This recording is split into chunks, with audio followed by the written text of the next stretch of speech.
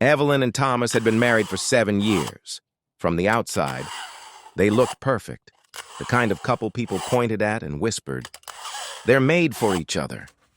But behind the polite smiles and dinner parties, there were cracks, small at first, then deep enough to swallow trust whole. Thomas worked late, too late. Evelyn, once patient, had begun to notice the distance in his eyes, the way he kissed her forehead instead of her lips, the way his phone was always face down. One evening, as rain lashed against the windows, Evelyn found an old shoebox while cleaning the attic. Inside, wrapped in ribbon, was a stack of letters, all from Thomas. But they weren't addressed to her. Each letter was written to Clara. Her hands trembled as she read them, every word soaked with tenderness and longing. Dated months before their marriage. But what shattered her wasn't that he had loved someone before her. It was the final letter. Dated 3 years ago. "Clara, I still dream about you. I wish I'd chosen differently." Evelyn's world went silent. She confronted him that night. Thomas didn't deny it. He just stared at her, eyes hollow.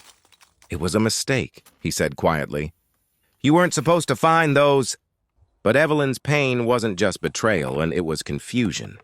Because in one letter, Clara had mentioned their child. The next day, she found the address mentioned in one of the letters, a small town 3 hours away. Driven by something she couldn't name, she went there. When she arrived, an older woman opened the door. And behind her, a boy, about 6 years old. Thomas's eyes. Evelyn whispered, "What's his name?" "Ethan," the woman said. "Thomas visits every month." Evelyn couldn't breathe. When she returned home that night, Thomas was waiting for her. He knew where she had gone. And for the first time, he broke. Tears, guilt, words that came too late. "I thought I lost you before we even began," he said. "Clara died giving birth.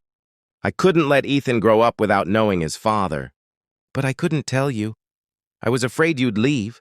Evelyn stood there, torn between compassion and devastation, love and betrayal, truth and ruin. And then she did something neither of them expected. She said, "Bring him here. He deserves a family, but so do I." Thomas nodded. But in his eyes, there was something broken that would never fully heal. They rebuilt slowly, painfully, piece by piece. Some nights, when Evelyn watched Ethan sleep, she wondered if forgiveness was strength or surrender. And some mornings, when Thomas woke before her, he looked at her and thought, "Sometimes the people we hurt the most are the ones who save us."